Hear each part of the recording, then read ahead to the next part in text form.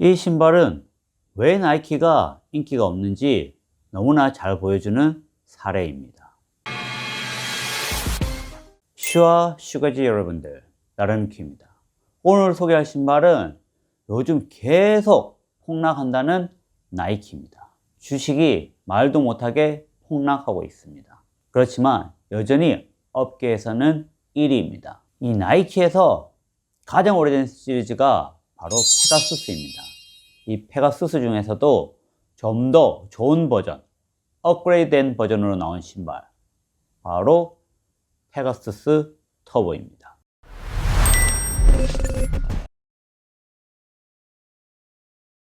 디스클레이머입니다. 이 신발은 내돈 내산입니다.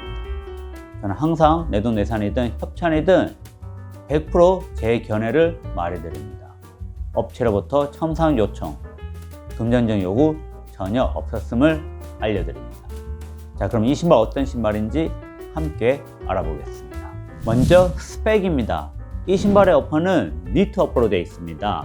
플라이 니트는 어퍼인데 다른 플라이 니트 어퍼보다는 많이 두꺼운 편입니다.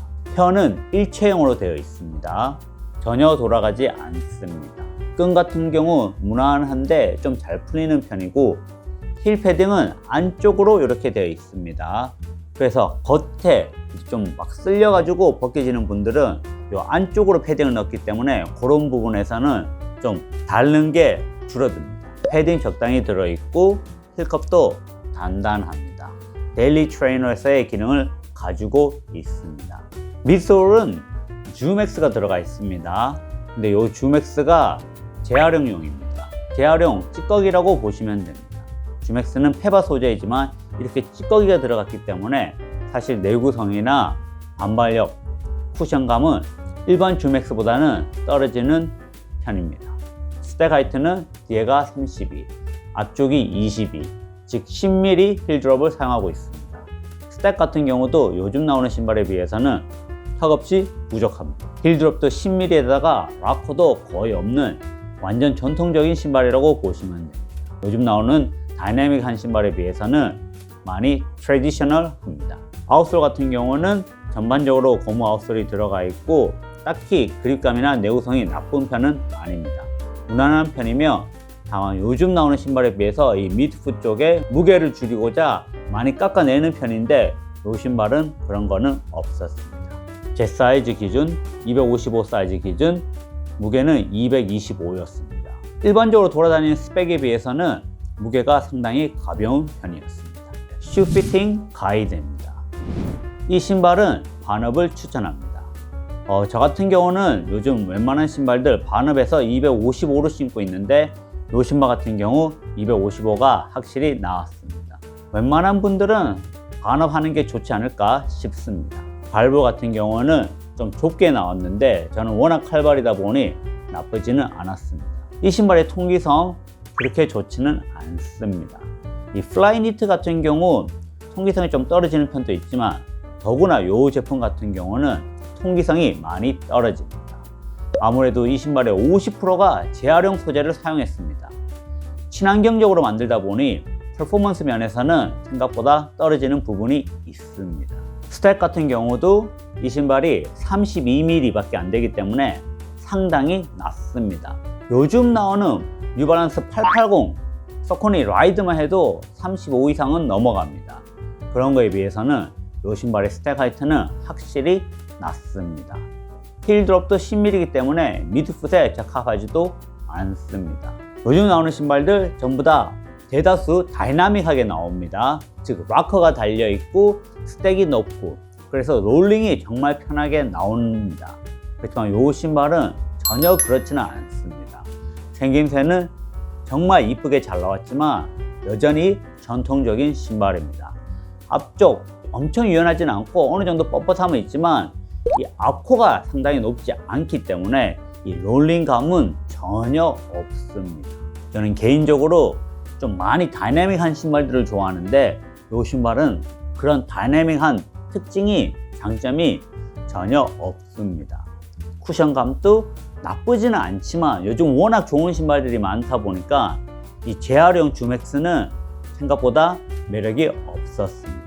어느 정도 챙겨주지만 20만 원이 넘는 슈퍼 트레이너로서의 퍼포먼스는 전혀 느낄 수가 없었습니다. 마일리지는 그래도 요즘 신발에 나오는 것보다는 좀 더 괜찮은 것 같습니다. 보통 데일리 트레이너 같은 경우 800 정도 잡고 슈퍼 트레이너도 한 그 정도로 잡으면 되는데 이 신발은 아웃솔은 충분히 신을 수 있을 것 같은데 이 미드솔의 내구성은 과연 800까지 버텨줄지는 잘 모르겠습니다. 이 신발의 안정감 괜찮습니다. 과해내가 심한 사람이 아니라면 중립 그리고 가외전도 신을 수 있는 신발입니다. 풋 스트라이크 같은 경우도 힐로 착지하든 미드풋으로 하든 포풋으로 하든 딱히 불편함은 없는 신발입니다. 쿠션감이 한쪽에 몰려있지 않기 때문에 힐을 한다고 해서 엄청나게 쿠션감을 느끼는 것도 아니고 앞쪽으로 달린다고 해서 쿠션이 많은 느낌도 안 들기 때문에 그냥 보통 신발 느낌입니다. 그래서 이 신발의 용도 사실 딱 데일리 하입니다. 어느 정도 장거리도 신을 만하지만 요즘 나오는 신발들에 비해서 완전 장거리용까지는 아닌 것 같습니다. 템포용도 어느 정도 커버가 돼야 되는데 템포도 커버는 안 되는 것 같고 딱 워킹용 그리고 조깅용으로 가장 적합한 것 같습니다. 이 신발의 비교 대상은 별로 없습니다. 그만큼 메리트가 떨어지기 때문입니다. 카테고리 가격대로 봐서는 엔돌핀 스피드 4나 뉴발란스 슈퍼컴 트레이너, 미즈노의 네오 비스타 요 정도는 되어야 합니다. 그렇지만 이 신발의 퍼포먼스는 사실상 페가수스 수준입니다. 말은 커 보이지만 최근에 나온 페가수스 41보다 더 낫다는 느낌은 전혀 없다고 보시면 됩니다. 오히려 이 신발 이전 모델인 페가수스 터보가 더 나았었고 오히려 서코니 라이드, 뉴발란스 880, 온의 이클립스 이런 신발들이 훨씬 더 나은 것 같습니다. 최근에 나온 페가수스보다 더 장점이 느껴지지 않습니다. 총평합니다. 이 신발을 그럼 어떤 분에게 추천할까요? 발볼이 넓지 않는 분, 일상 워킹용과 조깅용으로만 신는 분, 많은 신발보다는 어느 정도 적당하며 가벼운 신발을 좋아하시는 분, 뭐니 해도 나이키 디자인을 좋아하시는 분에게 추천합니다. 하지만 요즘 나오는 슈퍼 트레이너 같은 좀 더 재밌고 좀 더 반발력이 있는 신발을 원하신다면 이 신발은 추천할 수 없습니다.